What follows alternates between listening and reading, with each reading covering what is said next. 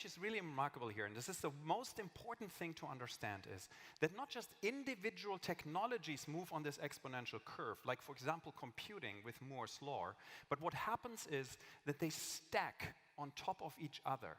One enables more breakthroughs in others. And this is the reason why this curve looks the way it looks. This is the reason why we grew our population to 7.4 billion people on this planet and still have room to grow.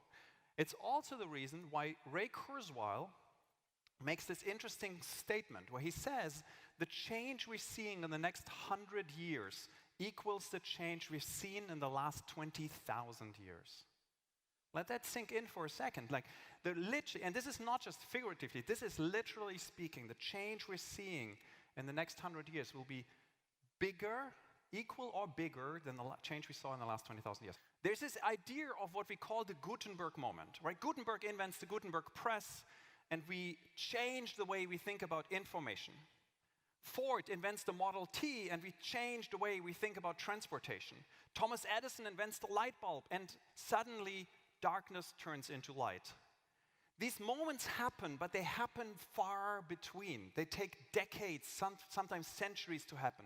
And we're moving into a world where we have a Gutenberg moment literally every year. This is the crazy world we're moving into. And when you look at this crazy world, and just as a reminder, and this has been said by many, many different people, this is Bill Gates, what we tend to do is we overestimate the change which happens in the next 2 years, and we underestimate the change which happens in the next 10. What this means is that we look at the technology, we want it to be better, we are super excited about it, and VR is going to change everything next year, and it's not happening. But 10 years later, VR has changed everything. So keep this in mind as you're going through this world today, and keep in mind that this world moves on this exponential curve. Now, this is Alan Watts. He's a philosopher who said that the only way to make sense of this change is to join the dance. And I want to join the dance with you, and I want to talk about disruption. Because the question for me becomes, in a world of abundance, how do you make money? How do you make money in a world where all this stuff becomes abundantly available? And our research indicates that there's only 2 ways, broadly speaking, how you can make money in this world. And the first one is this. In a world of abundance, you can create uniqueness, rareness, artificially.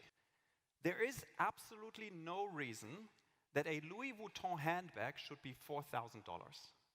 Now, my wife disagrees with me on this, of course. But if you look at a Louis Vuitton handbag and you compare it to a nicely made $300 leather handbag, they're no different. You compare it feature by feature to a plastic bag, which is 10 cents, no difference.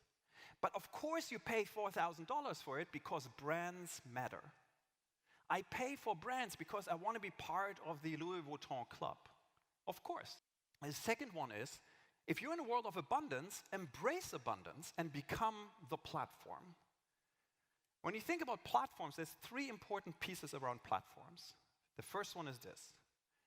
The reason why Amazon was successful in the beginning is the fact that Amazon gave me access to 1 million books, where every other bookstore gave me access to about 30 to 50,000.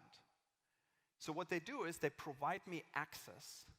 They give me access to this ocean of products. Businesses today find themselves at the tension between these 2 things.